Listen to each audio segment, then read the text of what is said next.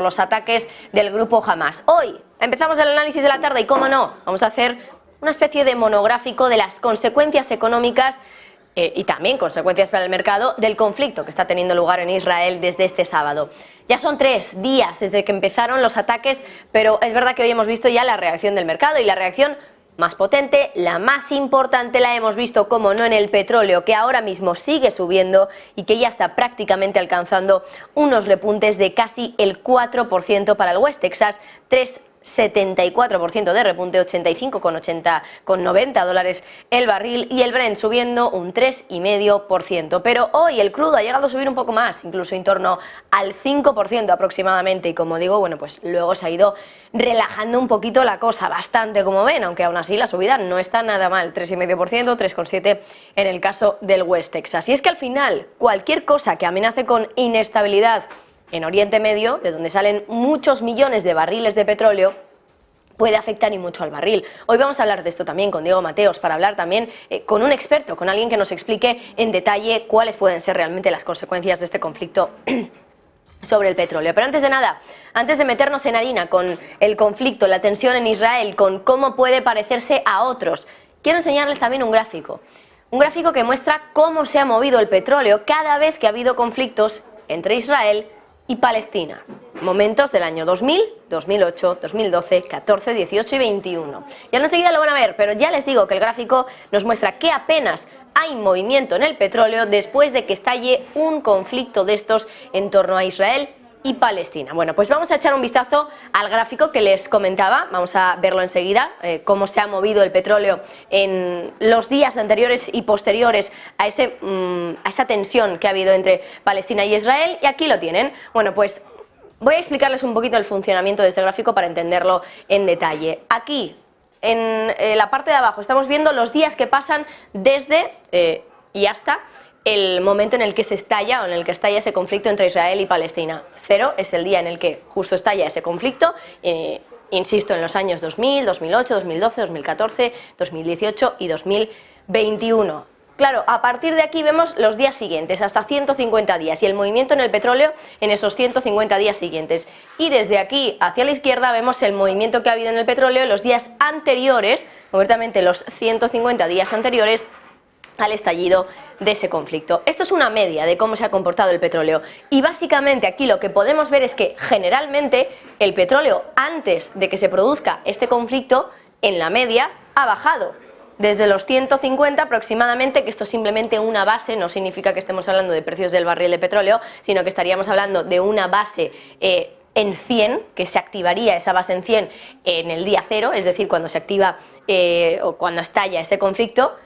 Aquí lo que podemos ver es que desde en el día 150, antes de ese conflicto, entonces el barril estaba en torno a un 50% por encima de los niveles en los que estalla, o en los que está el día que estalla ese conflicto, y que una vez alcanza o se estalla, como decía antes, ese conflicto, bueno, pues estaría ya en el 0, porque aquí ven que estaría registrando una caída bastante importante, y después, los 150 días siguientes, el petróleo se mueve, sí, pero tampoco es que veamos un movimiento claro, un movimiento al alza, un movimiento a la baja. Se mueve de forma bastante errática. Es verdad que en torno al día 120 vemos una subida, pero luego en los últimos 30 días aproximadamente volvería a caer el petróleo, más o menos a niveles de 110 aproximadamente, lo que significaría que de media, normalmente 150 días después del estallido de una crisis o de un conflicto entre Israel y Palestina, el petróleo se mueve en torno a un 10% al alza, 150 días después de que se produzca, insisto, el estallido de un conflicto de estos. Vamos a continuar analizando este gráfico y en detalle todo lo que está sucediendo respecto a este conflicto que está sucediendo ahora mismo en Israel. Además de lo que está ocurriendo ahora con el petróleo y el conflicto allí, hay que decir que parece que tiene un timing perfecto. ¿Por qué lo digo? Pues porque ahora mismo, este mes de octubre, está a punto de cumplirse el 50 aniversario de la primera crisis petrolera mundial, octubre de 1973. 50 años clavados. Claro, es fácil, además de por el timing, como digo, es fácil establecer paralelos entre lo que ocurrió entonces y lo que ha ocurrido este mes de octubre de 2023. Entre esos paralelos, ataque sorpresa a Israel y aumento de los precios del petróleo. Pero realmente hay expertos que creen que, bueno, pues ahí termina el parecido, en que estamos hablando del mismo mes, 50 años después, que tiene que ver con Israel y que el petróleo ha subido. Y ya está, no habría más parecidos. Y es que, por ejemplo, una de las principales diferencias, ahora el mundo no está dispuesto a volver a enfrentarse a un embargo de crudo, y eso es clarísimo. Pero claro, realmente para los precios del petróleo ahora todo depende también de cómo responda Israel a Hamás, que lanzó el ataque, y también a cómo responda a Irán, que por cierto normalmente, y esto es lo que dicen muchos medios, mueve los hilos del grupo palestino, del grupo Hamás. Y es que además hoy también ha dicho Wall Street Journal que Irán estuvo planeando con Hamás el ataque semanas antes de que se produjera. Con lo cual, una de las claves para que realmente se mueva el petróleo de manera significativa a raíz de este conflicto está en Irán. Y se lo vamos a explicar enseguida. Pero antes, vamos a explicar también las diferencias que hay entre esta crisis y la del 73. Ahora, por ejemplo, no estamos viendo cómo los países árabes estén atacando al unísono a Israel, que sí vimos en el 73. Por el momento, el gran productor de petróleo, que es Arabia Saudí, está viendo un poco los toros desde la barrera. De momento ni se pronuncia ni ha hecho absolutamente nada. Bueno, además también hay diferencias con respecto a la demanda de petróleo que había en el 73 y la que hay ahora. Entonces la demanda de petróleo estaba en aumento, pero es que hoy en día el crecimiento del consumo es bastante moderado, y es que ya saben que tenemos una situación económica relativamente delicada. Europa está al borde de una recesión o como poco de un estancamiento económico, y encima a eso hay que sumarle todo lo que tiene que ver con la transición energética, coches eléctricos, que no precisamente apoya a que haya mucha demanda de petróleo. A eso también hay que sumarle que el precio del crudo ya ha subido bastante, quizá no tanto como les gustaría a los saudíes, que verían con ojitos desde luego un barril en $100, pero sí que no parece que el resto de países de la OPEP estén muy por la labor o muy deseosos de que el crudo se dispare desde los niveles actuales. Y es que ya saben, la semana pasada tuvimos reunión y no hubo cambios, ni los ha habido tampoco en los últimos meses. Los únicos que han realizado algún tipo de cambio ha sido Arabia Saudí, y lo ha hecho de manera unilateral completamente. Volvamos al presente ahora, porque como les decía antes, aquí el problema realmente llegaría si Israel concluye que Hamás, que este grupo palestino, habría actuado siguiendo instrucciones de Irán, y con la ayuda también de Irán, por supuesto. Ahí el crudo sí que podría dispararse, en eso parece que están de acuerdo los expertos, más que nada porque Irán ya ha demostrado que puede ser capaz de derribar una parte significativa de la capacidad de producción de petróleo de Arabia Saudí. Lo hizo en 2019 y claro, ahora hay quienes creen que podría hacer lo mismo si es que tiene que tomar represalias en el caso de que se encuentre bajo un ataque de Israel o incluso de Estados Unidos, que abiertamente es un aliado de Israel. Ya saben que precisamente la relación entre Estados Unidos e Irán no es la mejor que puede haber. Claro, todo esto hay que sumarle que aunque Irán es un país cuyo petróleo está siendo sancionado desde hace años por Estados Unidos, es verdad que los americanos llevan meses haciendo un poco de vista gorda, porque este año Irán, y se lo hemos contado muchas veces, ha aumentado su producción de petróleo y lo ha hecho en casi 700.000 barriles diarios, que no es poco. Piensen que Arabia Saudí, la última reducción que ha hecho es de 1 millón de barriles diarios y ya nos parece mucho. Irán ha aumentado su producción en 700.000 barriles diarios y se ha convertido en la segunda mayor fuente de suministro incremental este año, solo por detrás del esquisto de Estados Unidos. Pero ¿por qué hizo la vista gorda a Estados Unidos sabiendo de la relación de tira y afloja que hay entre Irán y el país estadounidense? Bueno, pues en parte porque, claro, que Irán estuviera exportando petróleo perjudicaba a Rusia, porque es una manera de que Rusia estaba intentando reducir sus exportaciones, reducir su producción para que el precio del petróleo subiera y que eso pudiera fastidiar, entiéndame, a Occidente. Pero luego estaba Irán, que estaba produciendo más petróleo, porque eso es lo que le interesa a su país. Petróleo, por cierto, que estaba sancionado por parte de Estados Unidos. Pero, ¿qué pasa si Estados Unidos hace la vista gorda? Ese petróleo sale del país y aumenta la producción y la oferta de petróleo, pues que se compensa ese movimiento de reducción de producción de petróleo por parte de Rusia y de Arabia Saudí, y se compensa, por tanto, también el efecto que iba a tener sobre el precio. Si aumentaba la producción de crudo en el mundo, compensaba la reducción de la oferta del petróleo ruso, que en este caso pues también ha sido sancionado por Estados Unidos y por Occidente.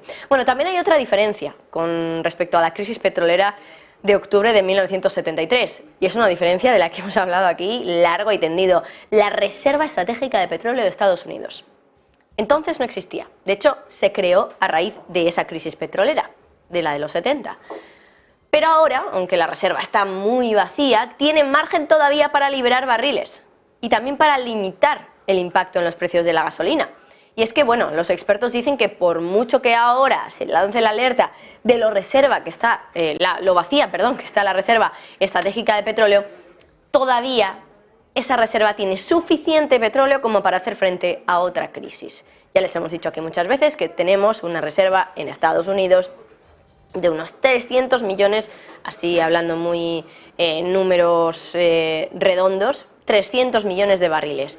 Parece poco, pero dicen los expertos que para poder capear una nueva crisis petrolera, Estados Unidos tendría suficiente, claro, a costa de vaciar toda la reserva. Pero bueno, aquí la clave de todo está realmente en el papel de Irán y de Estados Unidos en esta guerra. Si al final Irán acaba inmiscuyéndose en este conflicto, si lo hace podría explotar esa bomba de relojería del petróleo que lleva meses produciéndose, lleva meses también Irán exportando ese petróleo mientras Estados Unidos hace la vista gorda, puede atacar incluso, que se lo decíamos antes, a la capacidad productora de Arabia Saudí, que es uno de los mayores productores de petróleo del mundo. En el caso de que Irán se vea atacada, podría hacer esto también para fastidiar al resto de países del mundo y podría acabar con una escasez de crudo de una región que exporta muchísimo petróleo en el mundo. Se lo contábamos aquí hace meses, por el estrecho de Hormuz, que separa Irán de Emiratos Árabes y Omán, solo hay 33 kilómetros, pero por ahí pasan al día 20 millones de barriles diarios.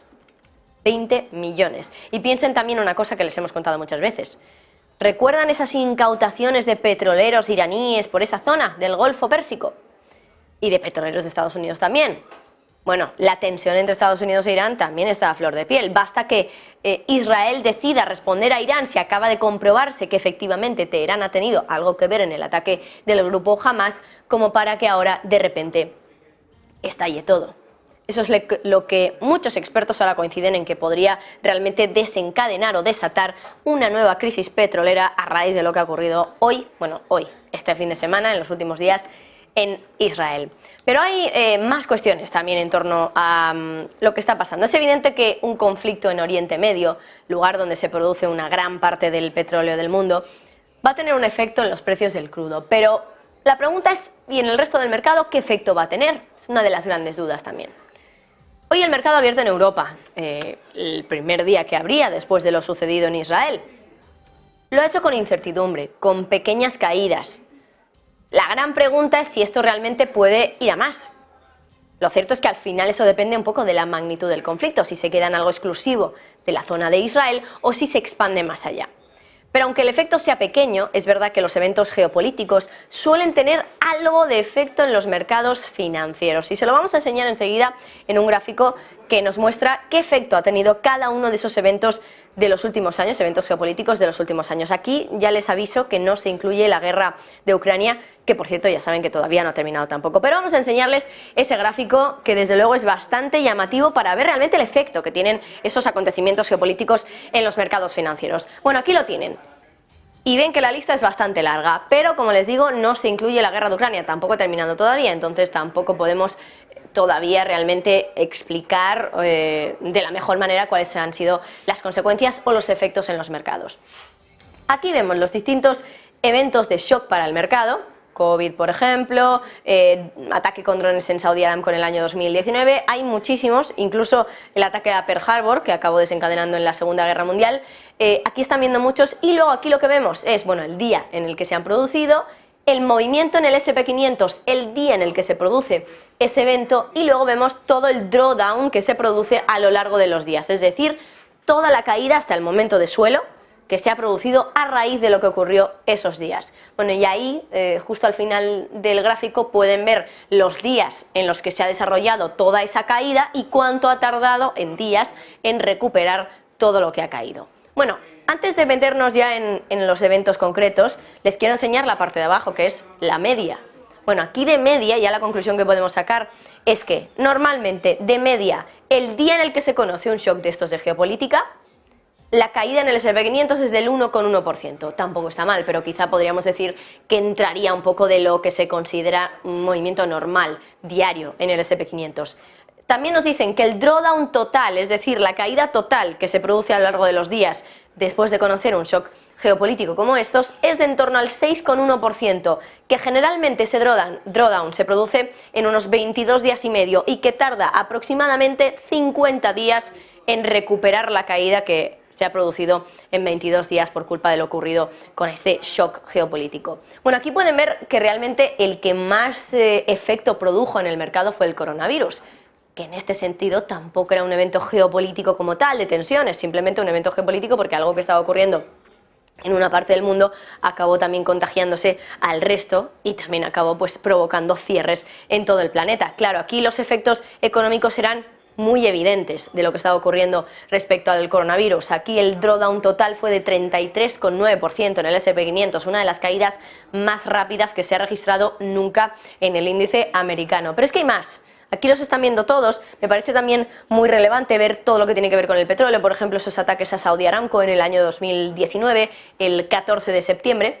Ahí lo que veíamos es una caída del S&P ese mismo día del 0,3% y a lo largo de los 19 días que duró un poco pues esa tensión en torno a este tema, 4% fue en total lo que cayó el S&P 500. Como ven, tampoco es mucho, pero es que hay muchas más cosas. Por ejemplo, bombardeo en la ciudad de Madrid. También aquí estamos viendo ataques terroristas en Estados Unidos, incluso, que ahora mismo no lo estoy encontrando, pero también nos hablan del 11S y también el efecto que tuvo el 11S en las caídas en bolsa. Incluso la crisis de misiles de Cuba, la crisis del canal de Suez, el momento en el que Corea del Norte invade Corea del Sur, pero como ven aquí, los movimientos diarios que hemos visto en esos periodos, fíjense porque es justo aquí los ataques terroristas del año 2001, el 11S, que les decía, aquí es el momento donde más reacción, una de las reacciones más fuertes que vemos en el S&P 500, el mismo día en el que se conoce un evento geopolítico. Caída en el S&P del 4,9% y el drawdown total del 16,9%. Pero tampoco vemos mucho más movimiento. Es verdad que aquí vemos un 5,4 en el momento en el que Corea del Norte invade Corea del Sur, 3,8 el día en el que Pearl Harbor es atacado por parte de los japoneses.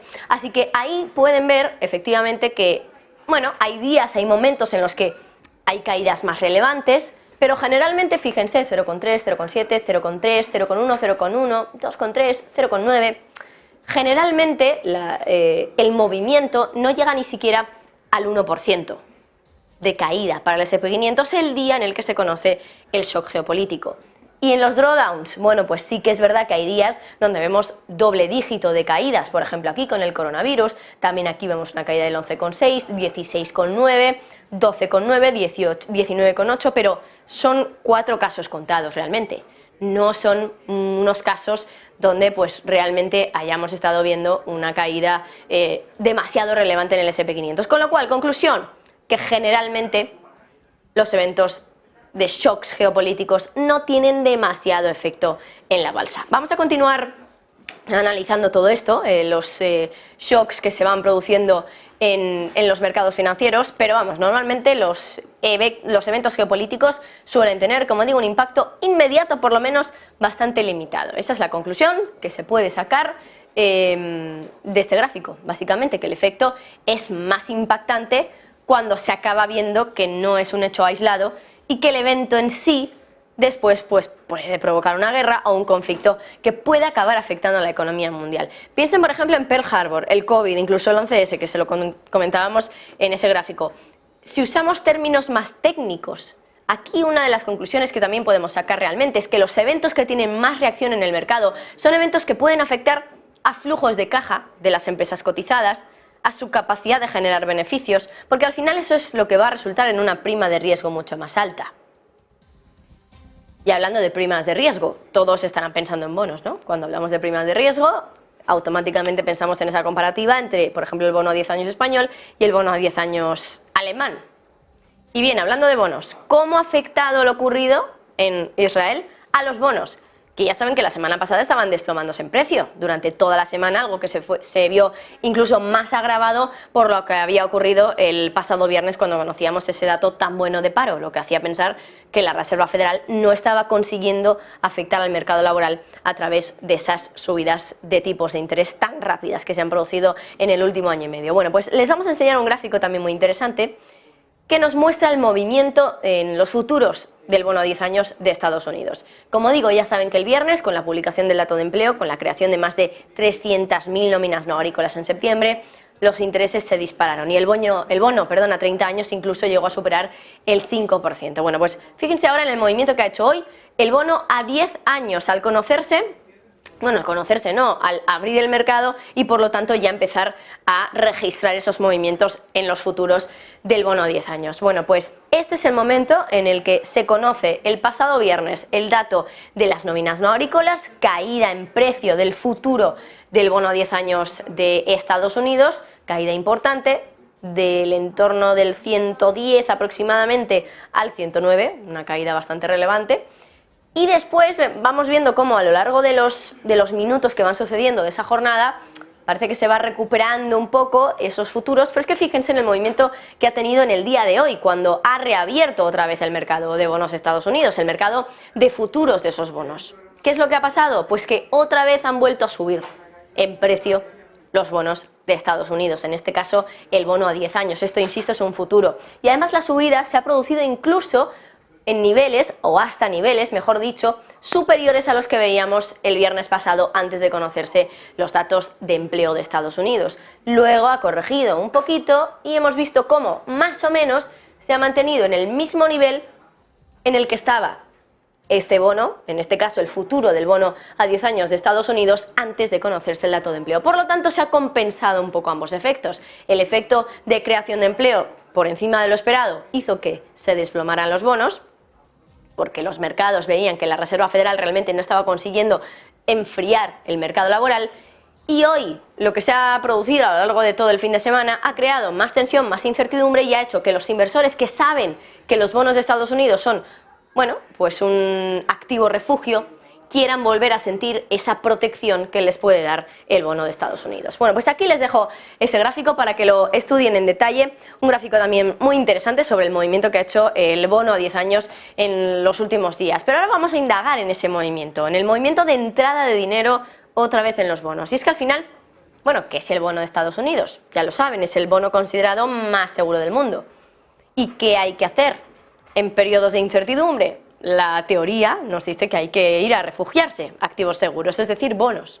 Bonos y el dólar, por ejemplo, que hoy ha vuelto a subir también. Pero ahí se puede entender por qué el movimiento en precio del viernes se ha visto totalmente compensado por el movimiento en precio de hoy. Caída del viernes, subida de hoy, quiero decir. Pero es que los bonos han sufrido muchos vaivenes, sobre todo la semana pasada.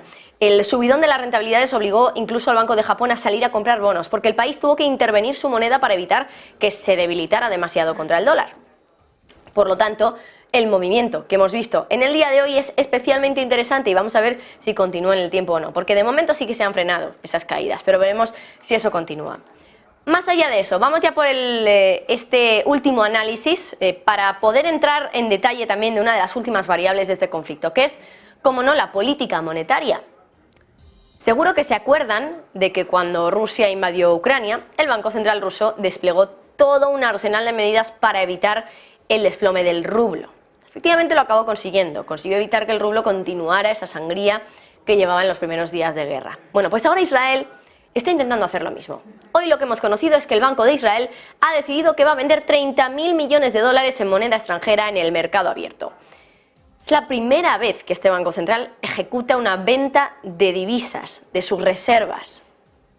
Pero seguro que muchos de ustedes se están preguntando, ¿y por qué? ¿Cuál es el motivo detrás de esa venta? ¿Por qué lo hace ahora mismo? ¿Qué es lo que intenta conseguir? ¿O cómo consigue más bien con esta venta el Banco Central de Israel que su moneda, el shekel, se recupere? Bueno, pues vamos a empezar por el principio, porque el shekel ya estaba bastante débil, llevaba una caída del 10% frente al dólar en lo que llevamos de 2023, en parte debido al plan de reforma judicial que había impuesto el gobierno, que había restringido dramáticamente también la inversión extranjera.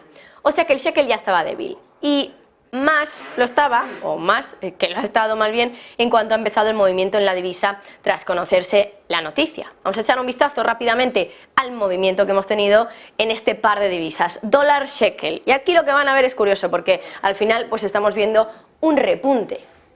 Pero no es un repunte del shekel, sino que es un repunte del dólar contra el shekel, que es la manera en la que normalmente se expresan pares que no sean el euro, por ejemplo, o la libra. Se expresan dólar y la divisa que sea, en este caso el shekel. Y por eso estamos viendo justo en el día de hoy, cuando pues ha abierto el mercado de divisas, cómo sube el dólar porque se desploma el shekel, en este caso. Bueno, este es el gráfico más llamativo para entender un poco lo que ha ocurrido con la moneda de Israel y para entender también el movimiento que ha realizado su Banco Central. Con una situación como esta, el Banco Central se ve obligado a actuar. ¿Cómo? Bueno, pues modificando las reservas que tiene en divisas extranjeras, es decir, en la divisa que ha subido tanto, el dólar, que ha subido tanto contra el shekel. Todos los bancos centrales tienen reservas de divisas extranjeras y cuando quieren que su moneda suba, venden moneda extranjera y compran moneda nacional, con lo que las ventas de moneda extranjera y las compras de la nacional hacen que la demanda de la nacional suba y que esa presión compradora provoque que el valor de la moneda nacional también suba. Es decir, que el Banco Central en cuestión dice: tengo X millones de dólares en mis reservas. ¿Quién quiere esos dólares? Se los doy, siempre que a mí me dé a cambio shekels. Así que lo que está haciendo el Banco Central es aumentar la oferta de dólares y ya saben que a mayor oferta menor es el precio, por la ley de oferta y demanda, y a su vez está reduciendo la oferta de shekels. Hay menos shekels en el mundo porque los tiene el Banco Central en su reserva, porque los ha intercambiado por los dólares que ha vendido. Ya saben, a menor oferta, mayores son los precios, en este caso el valor de la moneda. Rusia ya hizo movimientos parecidos cuando invadió Ucrania, aunque a Rusia Occidente le había prohibido tocar las reservas de dólares y de euros, así que tuvo que tirar un poquito más de inventiva para hacer que el rublo subiera. Lo que ha hecho Irán es de manual de política monetaria y de divisas, pero es un movimiento que ha realizado para evitar que su moneda se descontrole a la baja. De momento ha conseguido mantenerlo estable, veremos si eso continúa o no. Bueno, hasta aquí de momento el análisis de la tarde, pero tenemos muchas cosas que contarles, por supuesto. Hacemos una pausa y volvemos enseguida con más cuestiones y más análisis y también con la apertura del mercado americano.